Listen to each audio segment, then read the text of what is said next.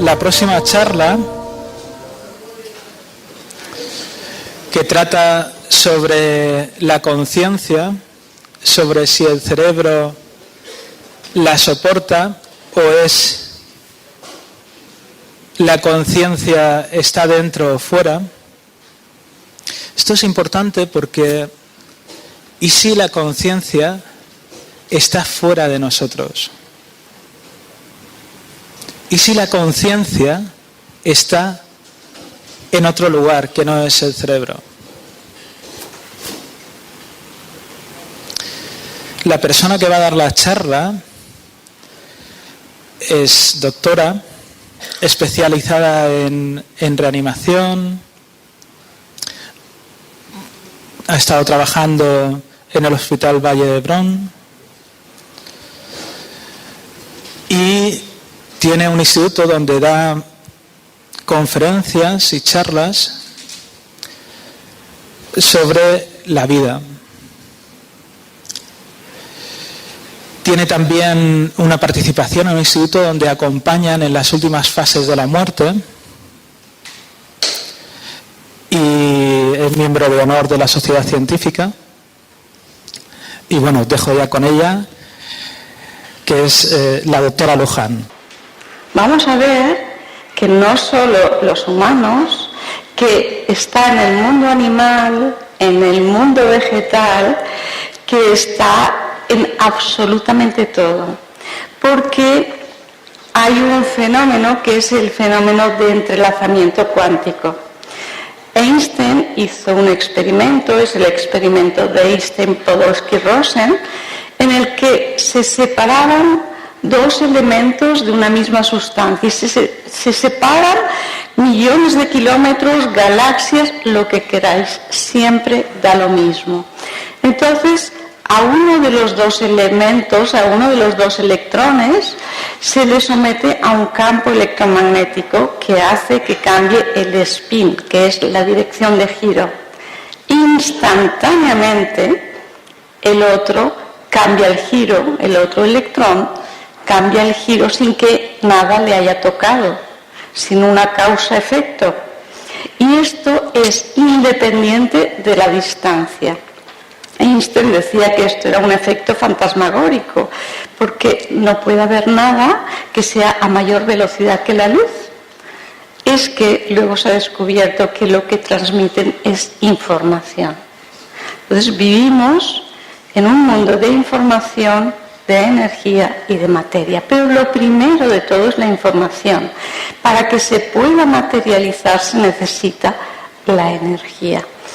Bien, pues vamos a ver también la conciencia no local, es decir, que la conciencia no tiene una localización. Es un campo cuántico, es un vacío cuántico, es un mar de Dirac, como queráis llamarlo. Si la conciencia está producida por el cerebro, como me enseñaron a mí, tiene que tener una localización. Entonces Descartes decía, no, es que está en la glándula pineal, porque en el cerebro es el único órgano que está solo una vez, todo lo demás está duplicado, por tanto, y aunque sea muy pequeñito, es el asiento del alma, es el asiento de la conciencia. Inclusive yo cuando estudié medicina, en el libro de fisiología, decían la pineal, una glándula donde algunos dicen que está el asiento de la conciencia, el asiento del alma. Otros dicen que está en la corteza prefrontal, que es la que nos diferencia de los animales, porque es la capacidad de reflexión, la capacidad de decisión. Otros dicen, no, es que es en el lóbulo temporal, porque cuando hay éxtasis o experiencias de éxtasis o de alucinaciones, ocurre en la corteza temporal. Si fuese en la corteza temporal, si la conciencia estuviese ahí, cuando hay esas alucinaciones, tendríamos otra sintomatología. tendríamos un déjà vu, tendríamos el brazo y la pierna del lado contrario que tendrían sus contracciones, etc. O sea, vamos a poner un interrogante a todo esto. Son cosas que se han ido diciendo, pero no es así.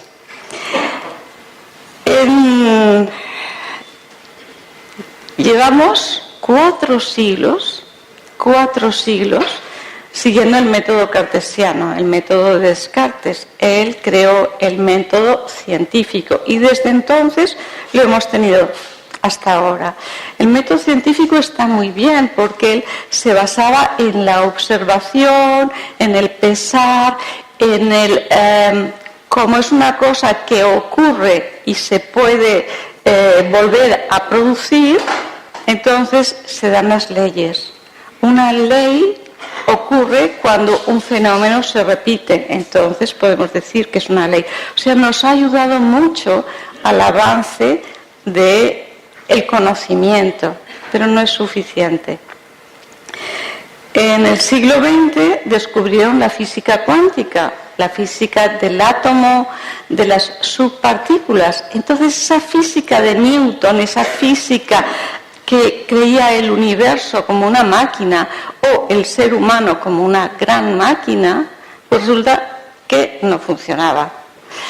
Dice un premio Nobel, Feynman, dice que no se puede estudiar al ser humano desde la linealidad de las matemáticas. Somos algo más que la suma de una serie de componentes, ¿no? Y entonces esas leyes que había hasta ese momento no les funcionaban a los físicos. Entonces los físicos descubrieron las leyes de la mecánica cuántica que funcionan para las subpartículas. Tienen 3 características diferentes para mí muy importantes. Una, la ley o el principio de incertidumbre. No se puede saber a la vez dónde está una partícula y la velocidad que tiene. Con lo cual, hasta ahora todo era medible, pero resulta que aquí no es medible. Por otro lado está, que es muy difícil de entender con un cerebro normal, la dualidad onda-partícula. O sea, la luz puede viajar como onda con toda la infinidad de probabilidades o como partícula. ¿Cuándo funciona de una manera u otra? Porque es lo mismo, es la misma luz, la misma onda, que cuando la conciencia incide en aquello, colapsa la función de onda y la pasa a partícula. Es decir, en la física cuántica hay otro principio que es que la conciencia del observador interviene en lo observado. Hasta ahora lo subjetivo no entraba para nada, pero ahora se ha visto que nosotros somos capaces de modificar una serie de cosas inamovibles. Bueno, ya lo veremos. Si, claro, nuestros pensamientos, nuestra conciencia está producido por neuronas, pues la conciencia está producida por las neuronas, pero no se ha descubierto aún que un pensamiento sea el resultado de un impulso eléctrico, ni que sea el resultado de una reacción bioquímica. Existe algo más. Además, cuando se produce un pensamiento, es un yo total. No es una partecita, es un yo total.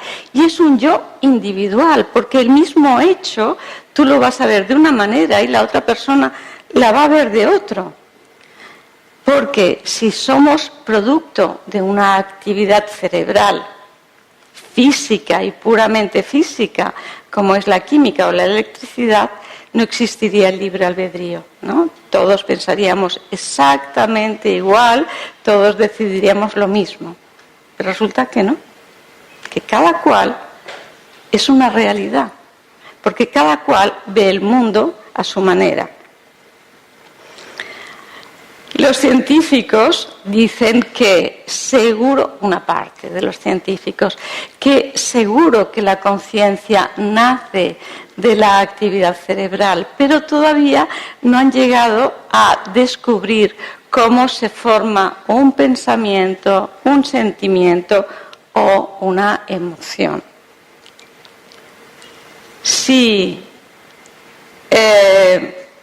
esto es tan tajante, ¿cómo puede ser que uno, cuando no está funcionando el cerebro, pueda tener una experiencia como es una experiencia cercana a la muerte, en el que todos sus sentidos están mucho más abiertos, ve con una luminosidad especial, oye conversaciones que se están manteniendo a distancia, tiene percepciones, tiene conocimiento de gente que se ha muerto, tiene conocimiento de gente que está viendo allí abajo, y tiene conocimiento de gente que conoce ahí, que no conocía previamente, son conscientes, lo mantienen en la memoria, que es un receptáculo que en teoría depende del cerebro y que al no tener oxígeno no puede funcionar, y que además luego lo recuerdan. Si a nosotros nos han enseñado que el cerebro es el órgano más sensible al déficit de oxígeno, a los 10-11 segundos de haber un paro cardiorrespiratorio, el cerebro no recibe oxígeno porque no hay latido, no hay presión arterial, no hay flujo sanguíneo. Entonces, la membrana de la neurona empieza a alterarse, empieza a permitir que entren iones, empieza a permitir que entre agua, que entre líquido. Ocurre un edema. Claro, con un edema, ¿cómo es posible que tengan esa cabeza tan clara, con esos pensamientos tan claros, y que luego sepan decirlos, y que pueden pasar 20 años y que lo recuerdan tal cual, no como un sueño que a lo mejor recuerdas un año, o luego con el tiempo recuerdas de qué ha ido, pero no con las mismas palabras, con la misma exactitud que una experiencia cercana a la muerte. Entonces, tendríamos que pensar que la conciencia no está en el cerebro, sino que lo utiliza. Y cuando ese cerebro no funciona, la conciencia sigue existiendo, como veremos más adelante. Antiguamente se estudiaba el cerebro de los cadáveres. Claro, eso nos podía decir muy poco, nos podía dar muy poca información. Hoy, y gracias a los avances de la física cuántica, hay una serie de aparatos como son el PET scan, como es la resonancia magnética funcional, que nos pueden decir del flujo que hay en el cerebro cuando uno piensa o siente en algo. ¿Por qué? Pues porque cuando piensas o sientes en algo, toda la sangre va para allá. Y entonces estos son medidores de flujo y de glucosa. Y también pueden averiguar qué zona del cerebro está pensando o qué ondas se están activando a través de un electroencefalograma. Pero podemos observar cambios al pensar o al sentir, pero no todo el mundo piensa y siente igual. Y además hay una cosa muy importante, que es ese yo único. No es un yo separado, es que junta todas tus experiencias, todas tus vivencias, todas tus creencias con aquello que tú estás viendo, sintiendo, y es único, y es diferente de todos los demás. Entonces vamos a pasar a lo que es la conciencia, y que el que ocurra en una zona, que se correlacione con una zona, un pensamiento, no quiere decir automáticamente que esa zona lo produzca. Se sabe que allí está habiendo un mayor flujo, pero nada más. Vamos a ver qué significa esto de conciencia no local. Conciencia no local es que no tiene localización. qué horror, ¿no? No la podemos localizar para nuestra mente, que estamos acostumbrados a medir y pesar todo, una conciencia no local. Una conciencia no local es un campo cuántico, es un vacío cuántico donde la conciencia está como ondas de probabilidad. En el momento que el cerebro capta esa onda o fija su atención en aquello, lo convierte en una partícula, en un fotón. Entonces, el cerebro sería como una interfaz entre la conciencia no local y la conciencia individual. ¿Qué quiere decir interfaz? En informática, una interfaz significa que hay un aparato que es capaz de captar señales que emite otro y hacerlas comprensibles a un tercero. En este caso, nuestro cerebro, ¿vale? Entonces, el cerebro es esa antenita que capta e intentamos analizar o sentir o aquello que va más allá. Lo que pasa es que muchas veces ponemos la mente, las creencias y limitamos mucho esa antena. Tenemos que aprender a expansionarnos. Bueno, hay muchos autores que hablan de esa conciencia no local y como que cuando nosotros morimos, nuestra conciencia individual pasa a esa conciencia no local, no se pierde nada. Para autores como el doctor Pim Van Lommel, la pregunta es, ¿cómo se conecta una conciencia local con una no local? Si además en esa local está en un cuerpo cambiante. Fijaros que todos nuestros átomos, nuestras moléculas, todas nuestras células cambian constantemente. Cada día se mueren millones de células y cada día nacen millones de células. ¿Cómo hacen esas células nuevas para saber su función, su forma, quién está transmitiendo esto? Entonces, para autores como el doctor Pim Van Lommel está la información en el ADN. El ADN es una antena que se mantiene y nuestro ADN tiene la información desde el principio de los tiempos hasta ahora. Y tiene la información no solo de la parte genética, que es un 2%, sino de la epigenética, de el clima, de los pensamientos, de las modas. Todo eso, toda esa información está en el ADN, en la parte no genética. Claro, los científicos hablan de la parte genética, ese es un descubrimiento que realmente ha sido magnífico. Nos ha permitido cantidad de avances, pero dicen que el 98% del ADN, que no se sabe su función, se llama ADN basura.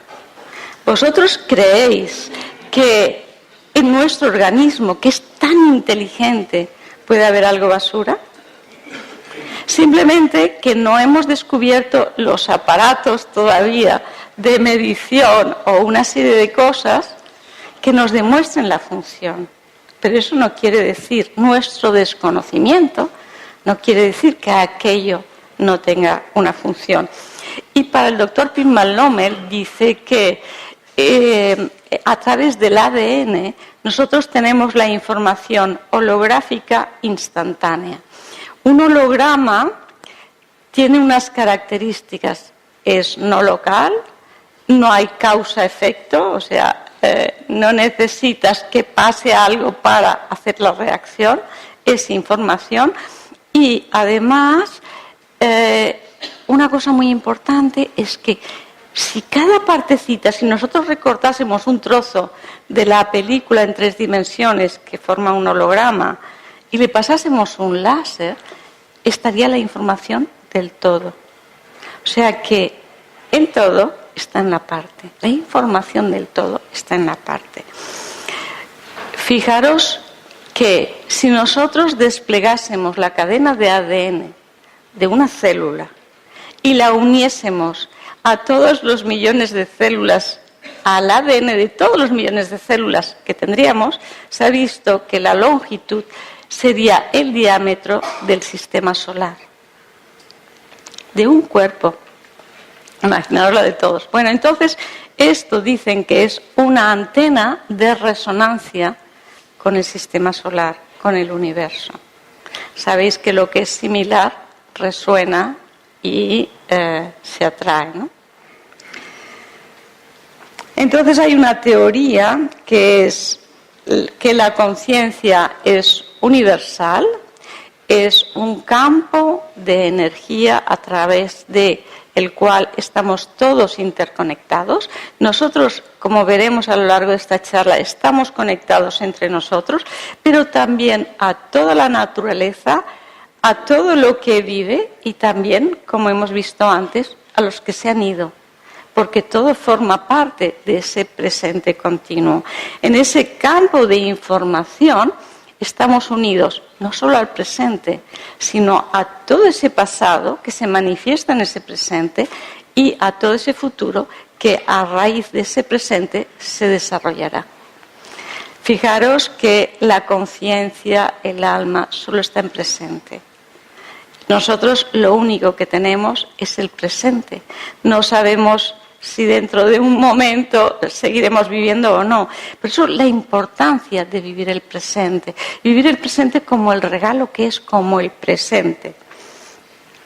Hay muchos autores que hablan de esta teoría de la conciencia no local, como el doctor Pim Van Lommel, el doctor Peter Fenwick, Sam Parnia, Kenneth Rings y Roger Penrose, Stuart Hameroff, muchos, por nombrar algunos. Y lo que hemos dicho antes, que ellos dicen que nuestro cerebro actúa como esa interfaz, que ya hemos visto lo que es, entre la conciencia no local y la conciencia individual. Hoy día es mucho más fácil entender el concepto porque todo el mundo va con el móvil. Entonces todos sabemos que el móvil es un receptor y un emisor, pero todo se guarda en la nube.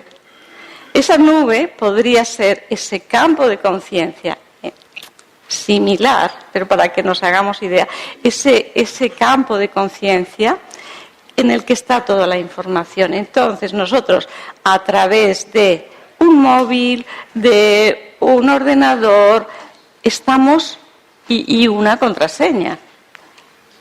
Captamos la información y la emitimos. Pero no tiene ni siquiera por qué ser nuestra el móvil. Puede ser un móvil de otro que nosotros ponemos nuestro código y podemos acceder a esa información que está en la nube. Esta es una imagen conocida de todos vosotros. Bien, vamos a hablar de la interconexión. Hay una interconexión entre absolutamente todo, como hemos dicho antes, porque si nosotros viésemos con una visión, esto las personas mediúmnicas así tienen esa capacidad, pero nosotros vemos la separación. Nosotros no estamos separados. Nuestros electrones estarían saltando unos con otros, compartiendo información. Eso es así. Entonces, vamos a ver cómo todos estamos conectados y vamos a demostrarlo a nivel científico, no solo entre nosotros, sino, ya digo, con los animales, con la naturaleza, y vamos a ver el poder de la intención en los humanos. Vamos a ver, no sé si la conocéis, es que es un caso muy curioso, es una monja agustina que fue jefa de la resistencia en la Segunda Guerra Mundial en Francia. Y esta mujer la cogió la Gestapo y la estaban torturando. Y mientras la estaban torturando, ella decidió que se iba de allí.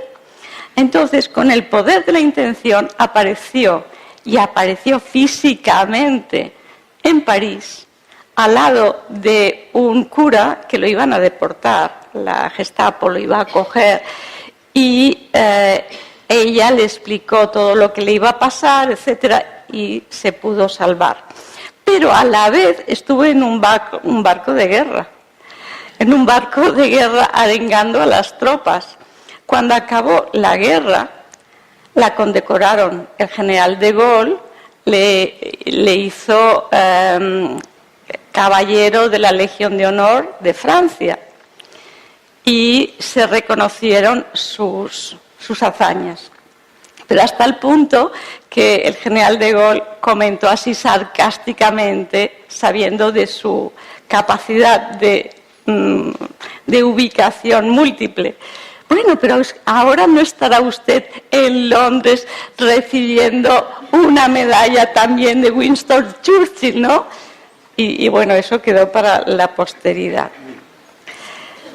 Tenemos a John McMonigal, que este hombre era un militar de Estados Unidos que empezó a hacer trabajos a través de la dirección del pensamiento durante la Segunda Guerra, en la Guerra Fría.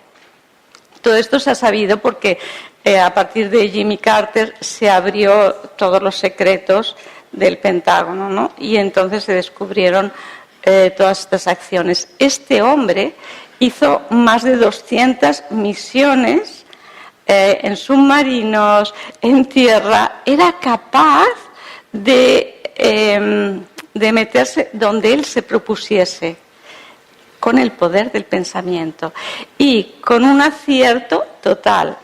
En la Universidad de Princeton hicieron el estudio de toda esta gente, de todos estos psíquicos, y dijeron que el que fuese casualidad su acierto tenía una probabilidad de 1 entre 1.000 millones de veces. O sea, no, era el poder del pensamiento, la focalización y conseguir aquello que tú te propones.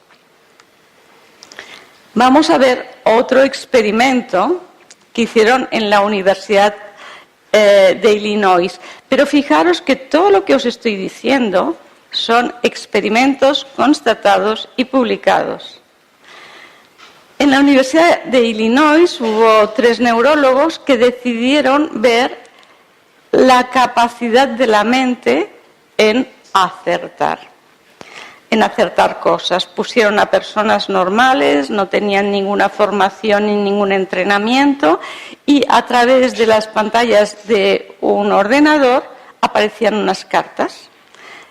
Antes de que apareciese la carta, y las cartas aparecían de manera aleatoria. Nadie sabía qué carta iba a salir. Antes de que saliese la carta, la persona que estaban estudiando con su electroencefalograma, con todo, tenía que decir en voz alta la carta que iba a salir. Pues cuando coincidía la carta que había dicho con lo que había dicho, se había visto una reacción de su cerebro previa a la salida de la carta, que el cerebro ya sabía que había acertado.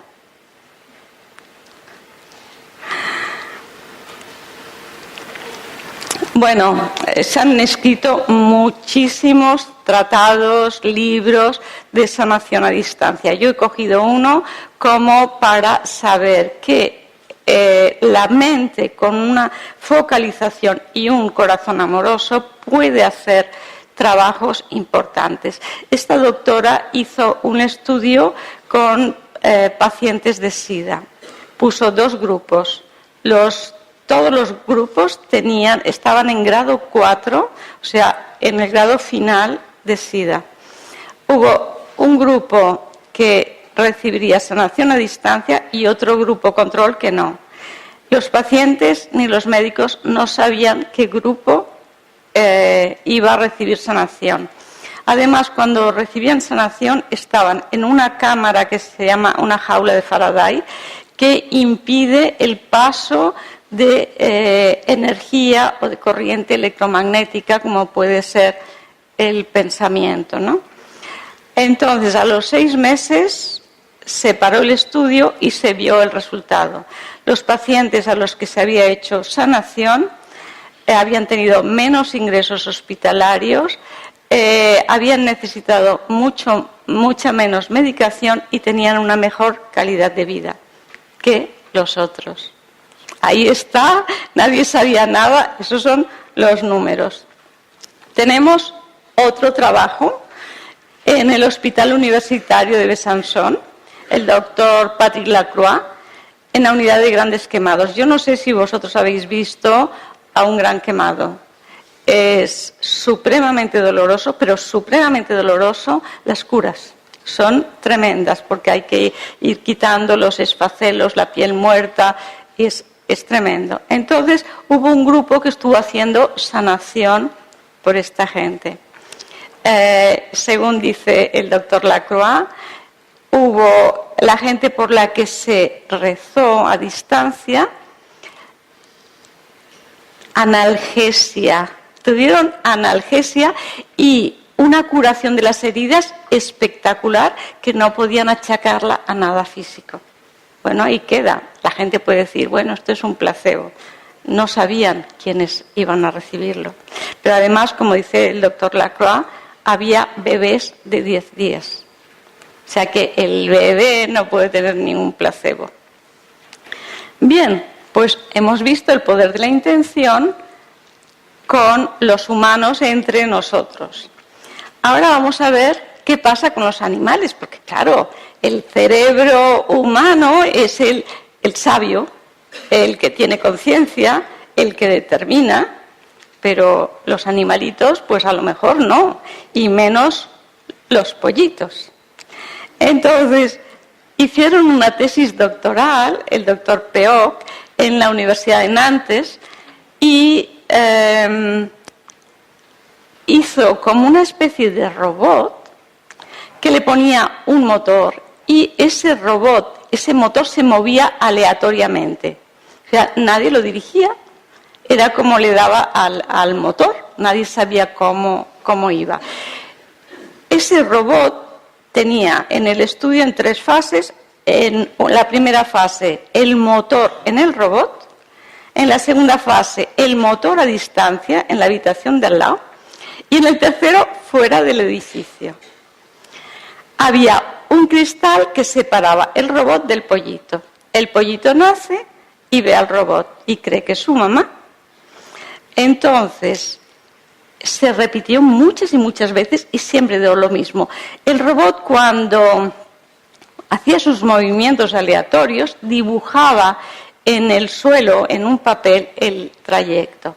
Bueno, pues se vio que el pollito, como no podía ir al robot y tenía miedo de que su mamá no le atendiese, pues atrajo al robot hacia el cristal, hacia donde estaba el pollito. Y le atrajo tanto si estaba con el motor encima, como si estaba en la habitación de al lado, como si estaba fuera del edificio. Todos los caminos eran hacia el pollito y ese era el poder de la intención del pollito. Hicieron el mismo experimento con un hombre. Entonces el hombre no movió nada porque no le interesaba, porque no representaba para él esa supervivencia como representaba el pollito. Solo funcionó con el hombre cuando el hombre dormía y no su consciente, sino su subconsciente, que alejaba al robot porque hacía ruido y le molestaba. Bueno, ya hemos visto en el hombre, hemos visto en los animales, vamos a ver en las plantas, porque claro, las plantas tienen cerebro, tienen conciencia, porque cerebro no tendrán, pero ¿y la conciencia?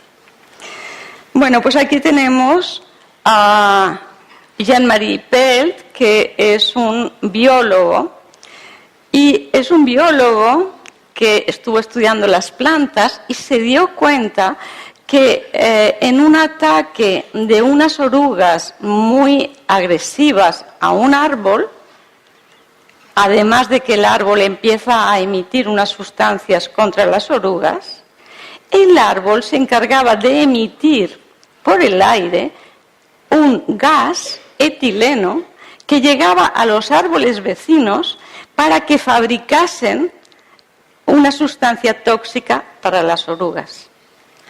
Y fabricó las sustancias tóxicas a aquellos árboles sin tener a las orugas allí. Interesante, ¿no?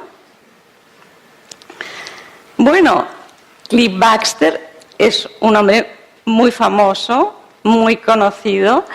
Él trabajó con la CIA, él es ingeniero, trabajó con la CIA muchos años. Él es el que ha creado todos los polígrafos de la verdad, todas las máquinas de la verdad, las más famosas, importantes y las más que registran de manera más fidedigna son las de él. Tenía unas plantas en su despacho y un día dijo, ay, pues ¿por qué no pongo el polígrafo en la planta y entonces sé, cuando yo lo riego, el tiempo que tarda desde las raíces hasta las hojas? Entonces empezó así, pero se empezó a dar cuenta, haciendo experimentos, porque era muy curioso, en que cuando alguien entraba en la habitación y pretendía quemar la planta, las reacciones en el polígrafo eran tremendas, de pavor. Llegó a la conclusión de que la planta lee las imágenes en tu cerebro. Es muy fuerte esto. Bueno, pues hizo otro experimento. Él salía de su despacho y llevaba una alarma, un relojito con una alarma. La alarma sonaba de manera aleatoria, nunca sabía cuándo. Cuando sonaba la alarma, él decidía volver para regar las plantas. Instantáneamente, cuando sonaba el relojito, cuando sonaba la alarma y él decidía volver a regar, la planta ya lo sabía. Y mostraba en el polígrafo todas las reacciones de que iba a recibir agua, que es lo que ella quería. Bueno, os habéis quedado así sin habla. Bueno, además, en nuestro propio cuerpo se han hecho estudios separando células sanguíneas, leucocitos, de un donante. Y se han separado en la habitación de al lado, fuera del edificio, hasta 80 kilómetros de distancia en este experimento. Pues a la persona a la que le habían extraído la sangre la llevaban a un sitio donde pudiera ver vídeos en que sintiese alegría o dolor o pena o tristeza. Instantáneamente, independientemente de a la distancia que estuviesen sus leucocitos, respondían con su ADN, elongándose en los momentos de alegría y contrayéndose en los momentos de pena. Pero tenemos otro experimento, porque en las universidades prueban, van haciendo cosas para poder demostrar que eso ocurre. Entonces, crearon en sitios de conflicto, en este caso fue un estudio que se hizo durante la guerra de Israel y de Líbano. En el momento peor de la guerra, mandaron un escuadrón que se llamaron de los cascos rosados, que eran personas que meditaban y meditaban de forma positiva. Es decir, llegaban al sitio de máximo conflicto y visualizaban con el máximo lujo de emociones que la guerra se había acabado y el júbilo que tenían, bueno, todo eso. Entonces vieron que por donde iban se paraba la guerra. Entonces en la Universidad de Princeton, en el 2007, se hizo un estudio. En el 2007, cuántos países estaban en conflicto, cuántos habitantes había en esos países, cuántos habitantes había en el mundo, y hicieron una fórmula matemática y descubrieron que si una raíz, ahora no me acuerdo, un 1%, algo por el estilo, o sea, una cantidad irrisoria de personas tomasen conciencia de que pueden modificar el planeta, que se cambiaría y se pararían los conflictos. Pues en el 2007 llegaron a la conclusión de que eran 7.700 y pico personas. Imaginaos, tenemos que tomar conciencia de nuestra responsabilidad. Porque somos la única generación en la historia, la única, que tiene esa capacidad de modificar. Porque hasta ahora todo lo han dado y era una cosa externa a nosotros. Ahora sabemos que nosotros podemos modificarlo, por tanto tenemos esa responsabilidad. Pues bien, si hemos visto que ese pensamiento puede manifestarse a distancia, a través del movimiento, de la materia, de la salud, de las emociones, si no tenemos un cerebro que funciona, ¿se puede manifestar esa conciencia? Yo siempre hablo de experiencias cercanas a la muerte, pero con paro cardíaco, porque me interesa aquellas que pueden decir que ese corazón no está latiendo y no está emitiendo sangre. No me interesan las que son por drogas o por viajes astrales o que nadie puede justificar que realmente ha tenido un paro cardíaco. Me gustan en los hospitales, con monitorización, con un tratamiento similar para poder llegar a conclusiones que no sean rebatibles, ¿no? Entonces, una experiencia cercana a la muerte es un estado que sufren algunos pacientes durante un paro cardíaco. Aquí tenemos dos casos muy interesantes, me imagino que ya los conocéis, pero los nombro. El doctor Eben Alexander, un neurocirujano que no creía en absolutamente nada, que cuando sus pacientes le hablaban de esto, pues él decía que eran alucinaciones, y un día entró en coma. Y entró en coma con una meningitis bacteriana por una bacteria muy agresiva, un Escherichia coli, que es muy raro de tener. Un Escherichia coli que le comió toda la zona en que uno puede pensar, que puede recordar, toda la zona donde pueden tener alucinaciones, todo estaba destruido. Y estuvo en coma una semana y pensaban desconectarlo. Y de repente se despertó y contó su experiencia.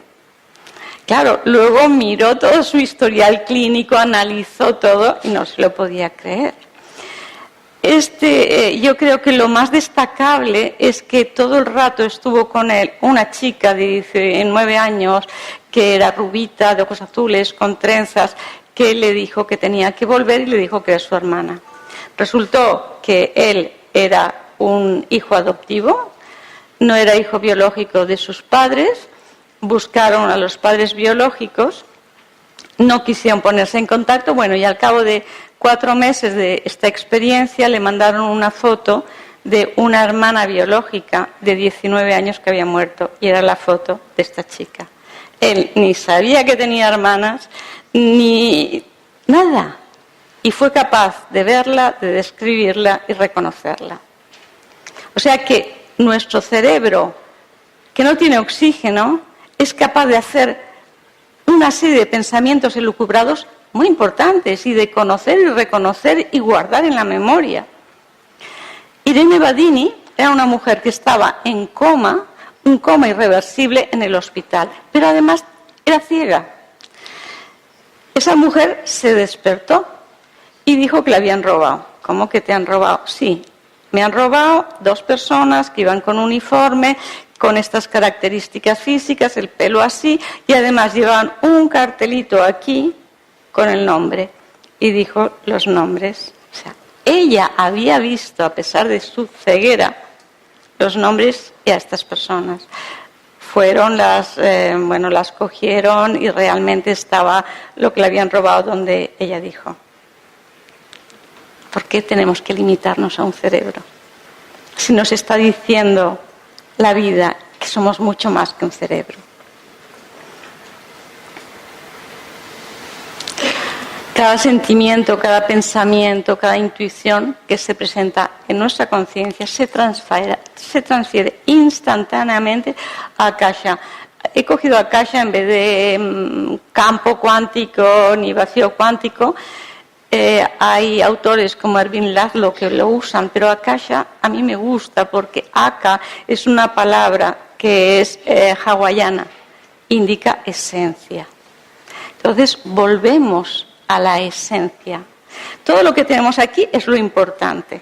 Lo importante, se va todo, desaparece todo. Lo único que queda es la esencia, que vuelve a la esencia. Bueno, Anita Moorjani también sabéis que ella, bueno, es muy conocido, pero esta mujer tuvo un linfoma.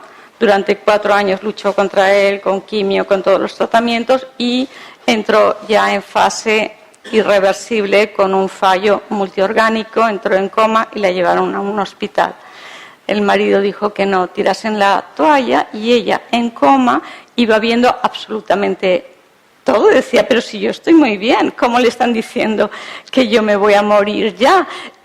Vio a un hermano que venía en avión, oyó conversaciones en habitaciones a mucha distancia y supo que podía volver, supo la causa de por qué había enfermado de cáncer, porque no había sido ella, había sido la que los otros querían que fuese. Entonces ella sabía que si volvía tenía que ser ella. Pero decía, como todos, que nadie quiere volver. Yo meterme en ese cuerpo que tenía nódulos como limones por todo su cuerpo, que rompían y deshacían la piel, que necesitaba injertos. Bueno, pues volvió, explicó todas estas cosas y en, no sé si fueron 5 semanas, salió del hospital muy bien, con su tumor que había desaparecido, no necesitó más quimio.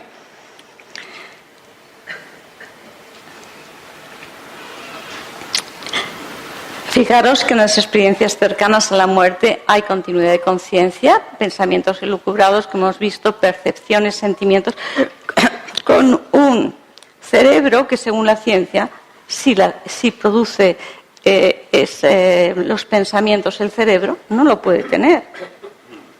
Entonces nos abre un interrogante a la investigación. Las ECMs nos abren esa puerta a ver que somos algo más que un cerebro y un cuerpo físico.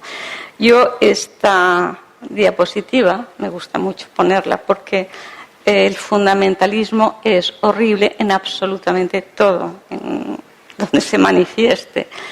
Y me gusta porque este hombre es un gran matemático y que llena la pizarra de fórmulas matemáticas y la conclusión es, de lo cual se deduce después de todas estas fórmulas matemáticas, que es imposible que esté pasando lo que está pasando.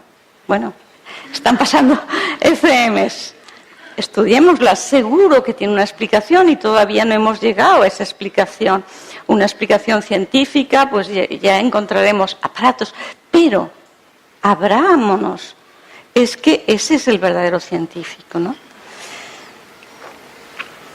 Hay una cosa que es que, si yo no lo veo, no lo creo. Hay mucha gente que dice eso, sin embargo, usa el mando del parking, que no ves la luz, que levanta la puerta o que abren el coche, pero también está en sentido contrario. Hay muchas creencias que se basan en que vemos una cosa, pero esa cosa ya no existe, como es la luz de las estrellas. Hay estrellas que vemos su luz, pero la estrella está muerta. Y muchas veces nos basamos en ideas muertas que han ido muy bien en un momento determinado, pero ya están muertas y están bloqueando el avanzar.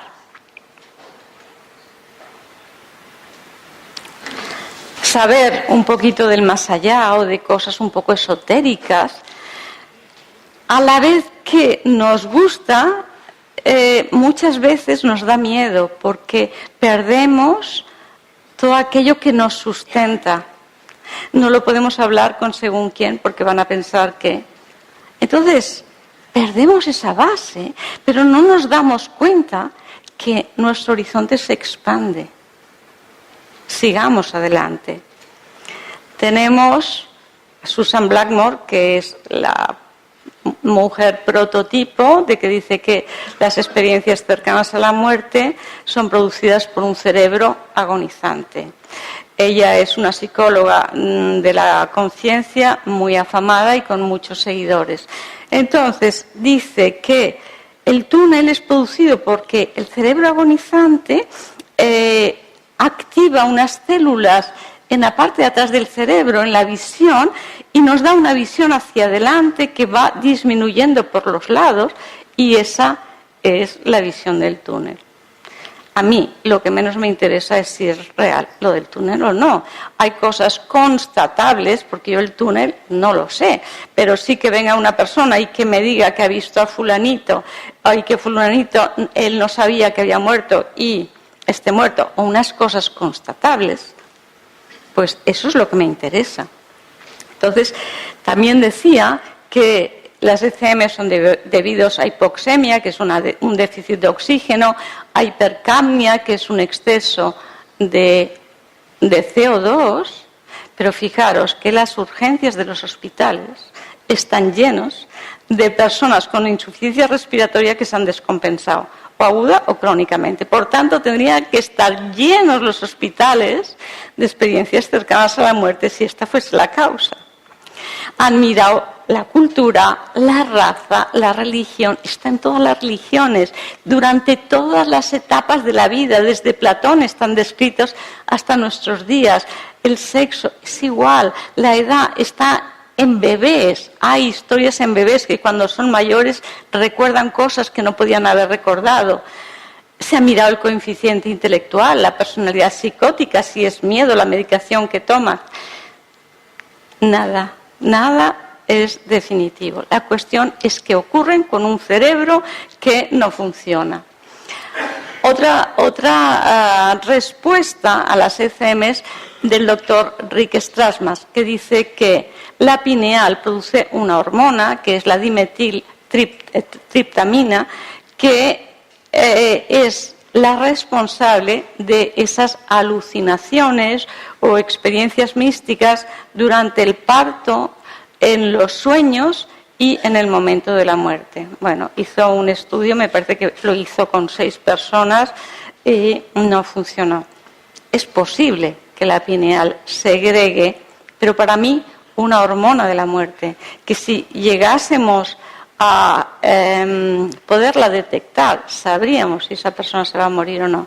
Si hay una hormona del nacimiento, ¿por qué no va a haber una hormona de la muerte? Pero bueno, yo ahí lo dejo. Tenemos que tener la mente abierta para decir, bueno, yo sé hasta aquí, pero eso no quiere decir que lo que yo sé en este momento y creo sea para toda la vida, porque en la medida que vamos evolucionando y se van descubriendo aparatos, vamos ampliando conciencia y vamos descubriendo cosas, y lo que ahora es verdad, dentro de X años no tiene por qué serlo. Entonces tenemos que tener la humildad de decir hasta ahora. Tenemos al doctor Raymond Moody y la doctora Kubler-Ross. El doctor Raymond Moody, la importancia fue que publicó ese libro, Vida después de la vida, en 1975, y que fue la puerta de entrada a los estudios científicos. Claro que sus estudios no eran estudios, era recopilación, entonces se le retracta de que no se podían corroborar, etcétera. La doctora Kubler-Ross atendió a más de 20.000 personas en el lecho de muerte y ella siempre nos habla de esa esperanza, de que lo que le decían estas personas es que la vida continuaba. Como le dijeron al doctor Moody, no, esto es que tienen el cerebro mal y con déficit de oxígeno, escribió otro libro de experiencias de muerte compartidas, en las que el familiar, la enfermera, el médico que está allí en ese momento vive lo mismo que la persona que se va. Y también lo escribió otro libro la doctora Penny Sartori. Allí no podían decir que esa otra persona tenía el cerebro mal, lo tenía perfecto. Y estaba viviendo lo mismo, veía las mismas cosas y demás. Pero hasta el 2001, que la revista Lancet publicó un artículo de un estudio hecho durante 10 años por 10 hospitales en Holanda, a cargo del doctor Pim van Lommel, cardiólogo, no se siguió el método científico. Y aquí fue realmente el interrogante.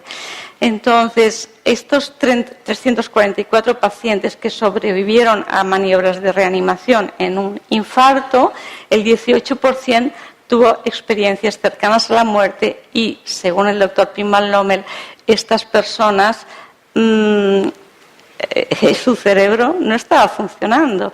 Y él por eso dice que la conciencia está más allá del cerebro, que el cerebro es esa interfaz que está ahí. Pero no utiliza el cerebro. Después tenemos los últimos trabajos, el estudio AWARE durante 4 años del doctor Peter Fenwick y Sam Parnia, con 15 hospitales en Estados Unidos, en Gran Bretaña y en Austria. Y llegan a la conclusión de que ocurren después del paro cardíaco. Las ECM ocurren después del paro cardíaco. Entonces mucha gente dice, es que si se ha reanimado es que no estaba muerto.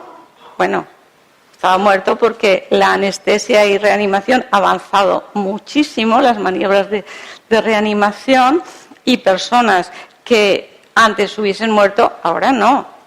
Pero internacionalmente aceptada, la palabra muerte equivale a paro cardíaco, ausencia de respiración espontánea, es decir, que necesitan un ambú o un respirador, y ausencia de reflejos medulares. Tienen midriasis, las pupilas están dilatadas, no reaccionan al dolor, y todo esto, todos estos criterios los cumplen las personas que están hechos los estudios en los hospitales. Ellos dicen que, por eso ellos, en vez de decir ECM, dicen experiencia de muerte real, porque realmente es una muerte que gracias a la reanimación reviven, pero es una muerte. Y dice que ocurren después del paro y en inconsciencia. Bien, las ECM sugieren que la vida sigue, que tenemos una dimensión material y una espiritual. Tenemos una autoidentidad, hay ausencia del dolor, percepción del cuerpo completo, una paz y un amor incondicional. Bueno, aparte de todo lo que ya sabéis. Pero yo creo que lo más importante es el cambio en las vidas de estas personas. Cuando vuelven, se vuelven menos materiales, más espirituales, que no quiere decir más religiosos, sino más espirituales, cambian de valores, dan valor a lo que realmente tienen, disfrutan de las cosas, no solo que se piensa, bueno, como te vas, no disfrutas, sí disfrutan, simplemente que no se apegan a las cosas y buscan el sentido de la vida. Y el sentido de la vida está generalmente en ayudar al otro, en servicio.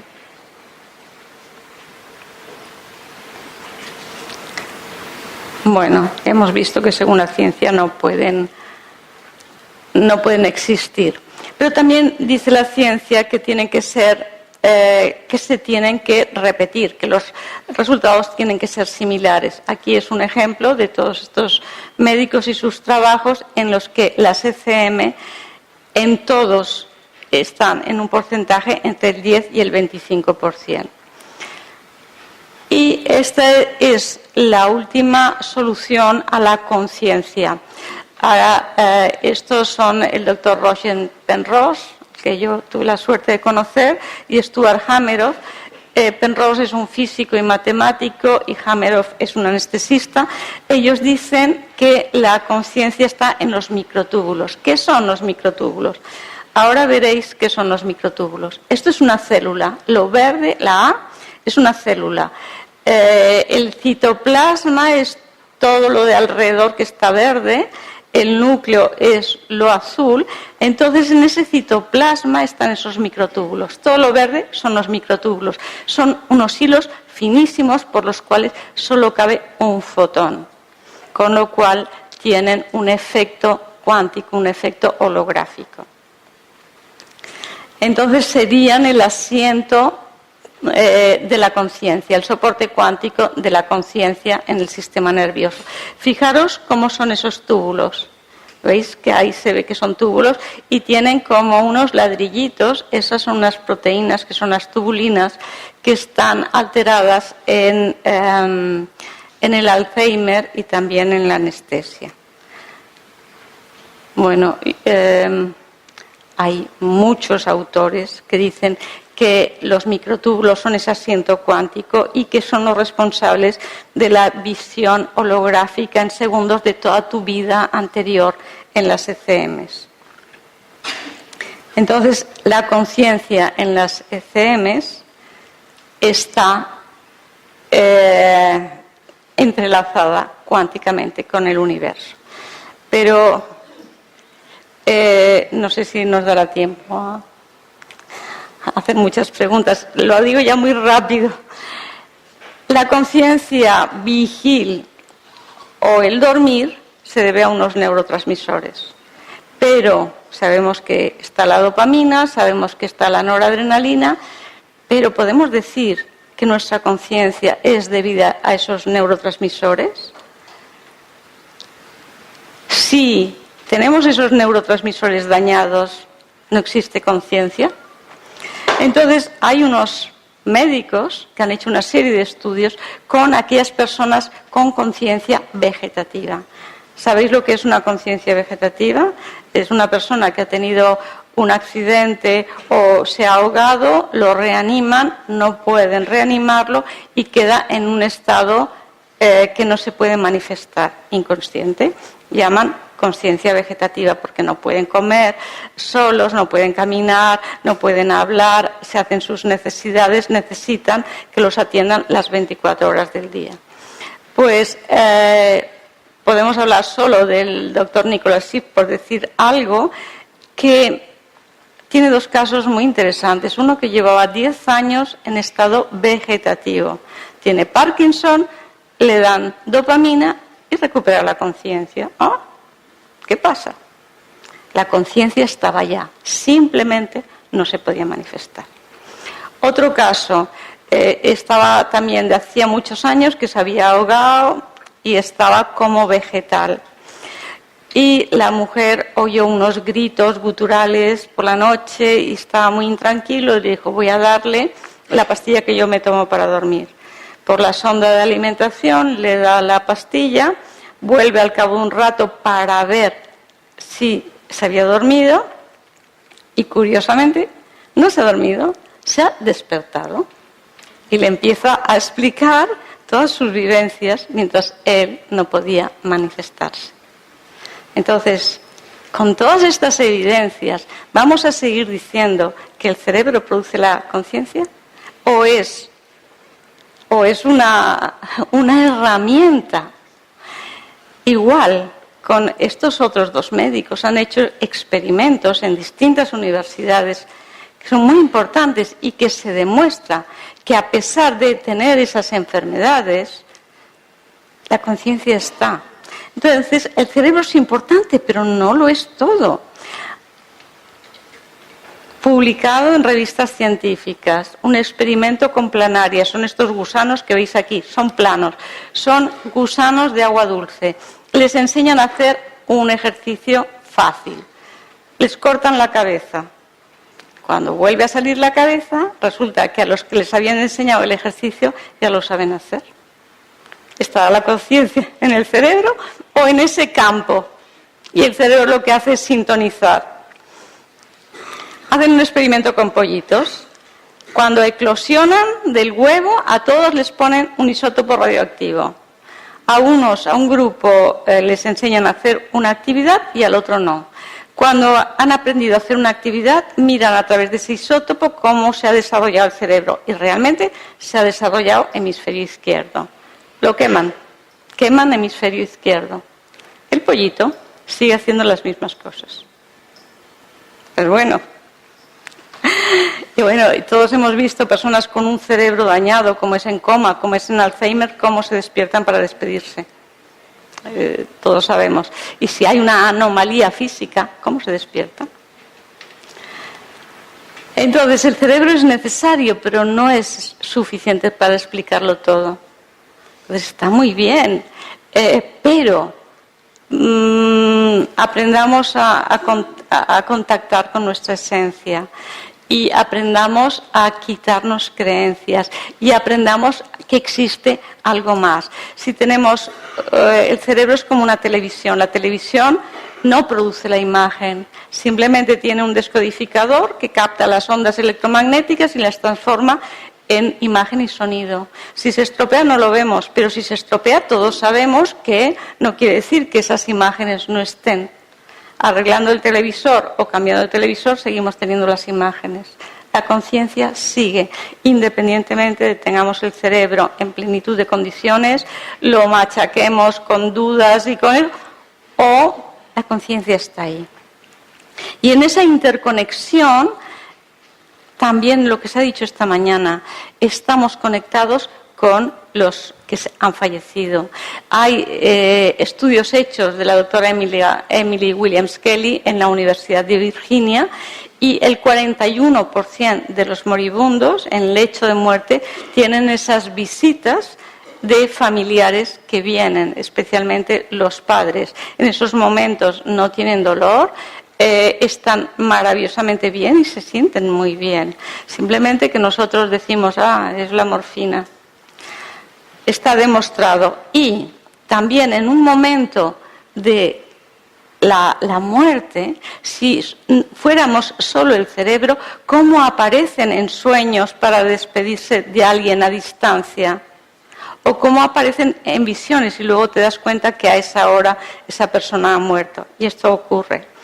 Entonces la pregunta es, ¿cómo emerge la conciencia humana? ¿De abajo arriba o de arriba abajo? De abajo arriba quiere decir que el cerebro la produce. Entonces se muere al morir el cerebro. Si viene de arriba abajo, simplemente utiliza el cerebro. Y cuando se muere el cerebro, sigue existiendo.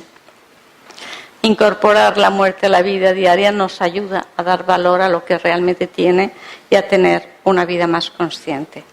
Gracias.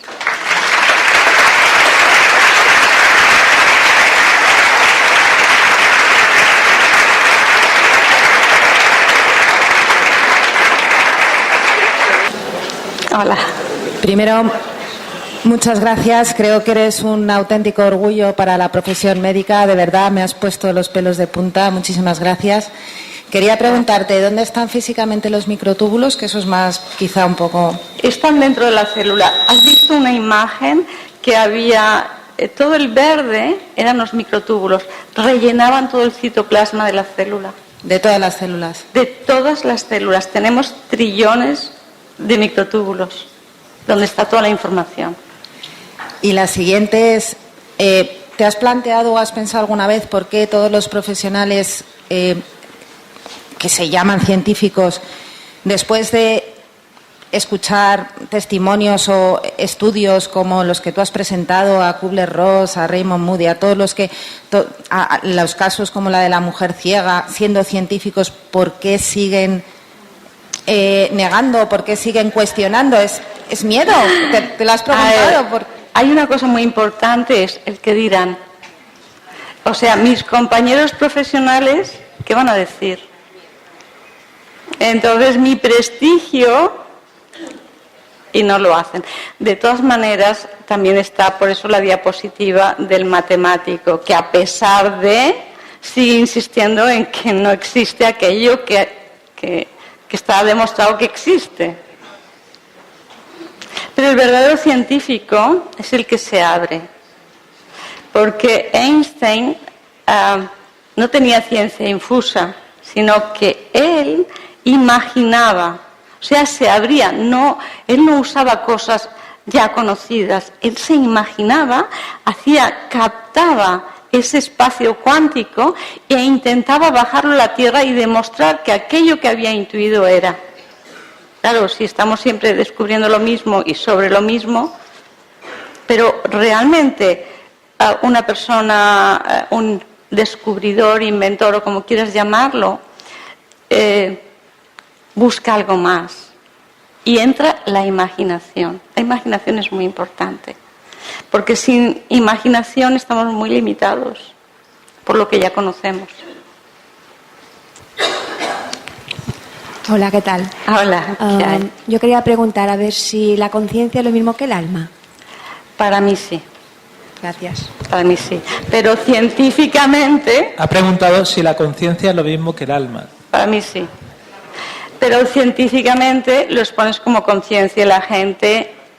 ¿Sabes qué pasa? Que a veces emplear según qué terminología, la gente lo deriva hacia la religión y lo rechaza. Entonces, para mí, las personas más espirituales en este momento son los físicos cuánticos, que hablan de un campo cuántico, hablan de una mente creadora. Tú le puedes poner el nombre de Dios, tú puedes poner el nombre que quieras, pero científicamente hablan de un campo cuántico, un campo punto cero, un vacío cuántico, una mente universal. Es que he visto en las diapositivas que indistintamente se usa conciencia y consciencia. Entonces no sé si para ti es lo mismo o son cosas distintas. Son distintos grados. Si es complicadísimo y largo, no pasa nada. La conciencia una es la conciencia que incluye lo otro, pero nosotros estamos en un mundo de evolución a través de la consciencia, porque sin la consciencia no podemos hacer ningún cambio. Si no nos damos cuenta, o sea que para mí, aunque se pueden usar indistintamente, tenemos que aprender a ser conscientes para poder entrar en la conciencia. Conciencia es para mí el término más amplio. Es mi manera de... No tiene por qué ser. Hola, buenas tardes. Hola. Mi pregunta es, ¿por qué siempre los científicos utilizan al enfermo, al discapacitado, al que no se puede, ¿cómo diría? Al que no podría razonar sobre un estudio, ¿sí? Se utiliza mucho a la persona que, bueno, como dijeron hace un rato, se utiliza a la persona, se la estudia a la persona que tiene problemas cardíacos. ¿Por qué no se utiliza una persona que haya tenido una experiencia de la muerte, que haya sido sana, ya, para poder experimentar? Bueno, pero cuando te mueres, te has muerto por algo, tienes una razón. Y generalmente si tú estabas sano, lo más fácil es que sea un infarto, te hayas muerto de un infarto de golpe. Entonces se utiliza a esa persona.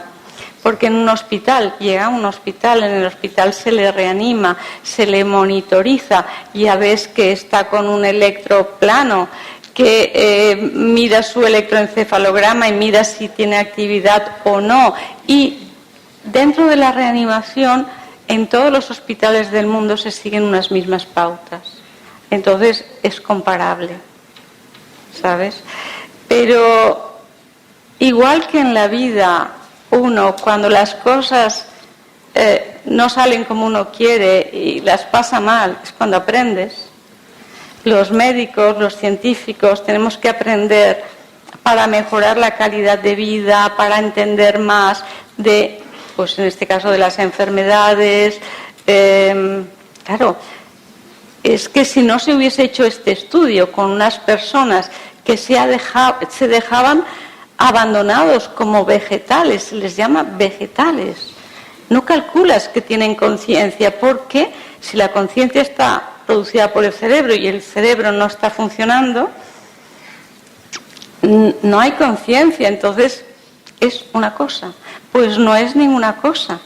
Es una conciencia cuya manifestación no está completa, pero está allí, con todo el respeto, con todas las cosas que merecen.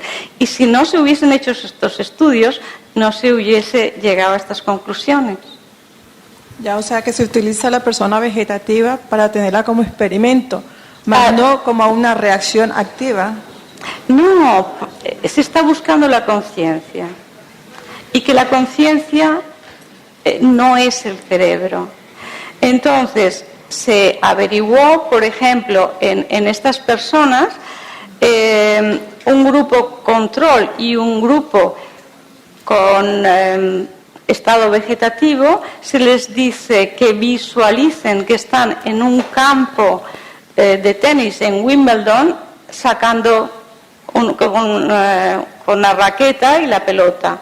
Entonces, toda la parte cerebral correspondiente a ese movimiento se activaba tanto en las personas con conciencia como en los que no.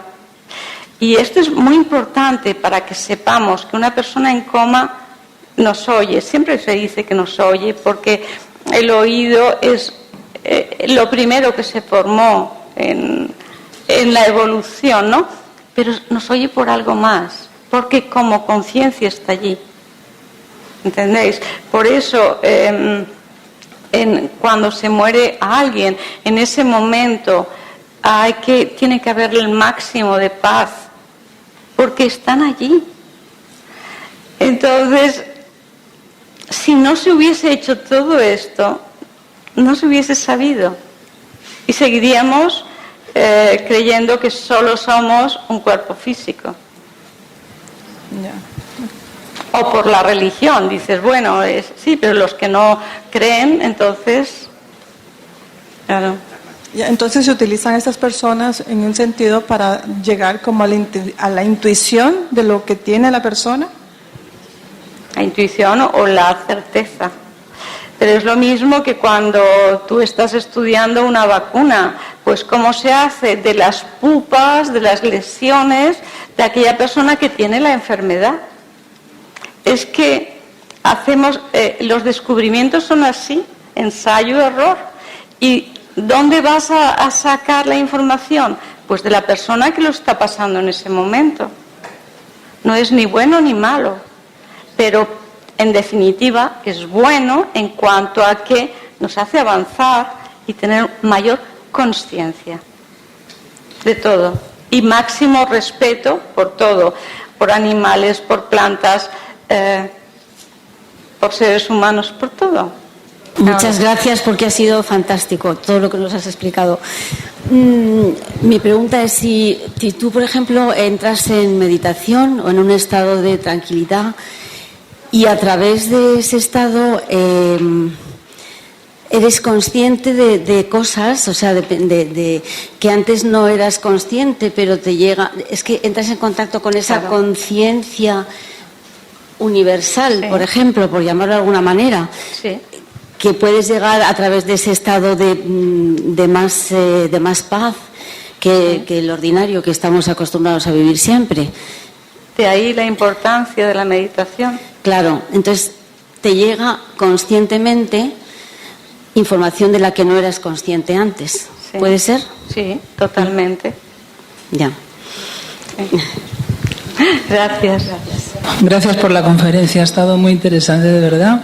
Gracias. Quería preguntarte algo que me preocupa, que es la conciencia de los que pierden la conciencia, por ejemplo, los que padecen Alzheimer. ¿Dónde va o dónde está esa conciencia? La conciencia no se pierde, está. Cuando tú estás en un estado vigil, hemos dicho que una de las características de la física cuántica es que la conciencia del observador modifica lo observado. Cuando no está esa conciencia, es decir, cuando estás en coma, con Alzheimer, estás durmiendo, esa onda sigue como onda. Es la conciencia la que la colapsa y la hace materia, la hace partícula. Pero en el momento que tú estás, ya te digo, durmiendo o estás en coma o con Alzheimer, esa conciencia ya no tiene razón de ser porque no hay una conciencia vigil que la esté manteniendo como corpúsculo, como fotón, y pasa a ese campo, a esa conciencia una. Si tu cabeza vuelve a estar bien, vuelve a ser esa interfaz, esa antena que vuelve a captar. Pero todo es automático, pensamientos, sentimientos instantáneamente están arriba. Simplemente no tienen la manifestación física, pero están. Hola, muchas gracias por la conferencia, que ha estado genial. Yo quería preguntar una duda que tengo de algo que le pasó a mi madre antes de fallecer, y quería preguntar en ese momento la conciencia. A ver, es algo que se suele llamar el canto del cisne, que dices que antes de que una persona, a veces ocurre que antes de que una persona muera, que está muy malita, de repente es como que está bien. Entonces, ella lo que le pasó es que estaba ya, bueno, que no se enteraba prácticamente de nada, y de repente al día siguiente se despertó como si estuviera perfecta, no le dolía nada, se despedía de la gente, y lo que quiero saber es si ella sabía que se iba. Ella se despertó para despedirse. Pero estuvo todo el día perfecta y estaba genial. Y eso es para que veas, tengo muchos casos de esos, es para que veas que el físico es el físico, que la conciencia va más allá. Y muchos te dicen, ay, ¿por qué no vamos allí donde estuvimos ayer? Porque ya un tiempo antes de que se mueran, ya están haciendo ese traspaso, no es justo en el momento de la muerte. Entonces tienen idas a ese sitio tan bonito, están con su familia y deciden volver a despedirse. Mira que tú puedes estar cada día allí y justo se mueren cuando tú sales a tomar un café, porque tú la estás manteniendo aquí. O hay cosas que son incomprensibles. Es que el alma está por encima y quiere despedirse. Gracias. Pero pasa, y es que vienen de ese otro mundo que es maravilloso, que no tienen dolor, que se encuentran magníficos, y aparentemente dices, pero si se ha remontado, pues ahora me puedo ir a mi casa a ducharme, y vuelves, o cuando llegas te dicen que se ha ido. Vienen a eso, a despedirse. Y o sea, en ese momento ella era consciente de que sí que... Ella era consciente de que se iba como conciencia superior. Vale, gracias. Y es una manera también de dejar a los que quedan mejor. Nos ayudó mucho verla así. Hola, buenos días. Gracias por la exposición. Buenos días. Antes hemos comentado que de alguna manera los vegetales también tienen un tipo de conciencia. ¿Y las rocas? Todos tienen. Absolutamente todo tiene conciencia. ¿Hay algún experimento con rocas o con piedras? No, que yo sepa no, pero tú piensas que el silicio guarda una información y es una roca.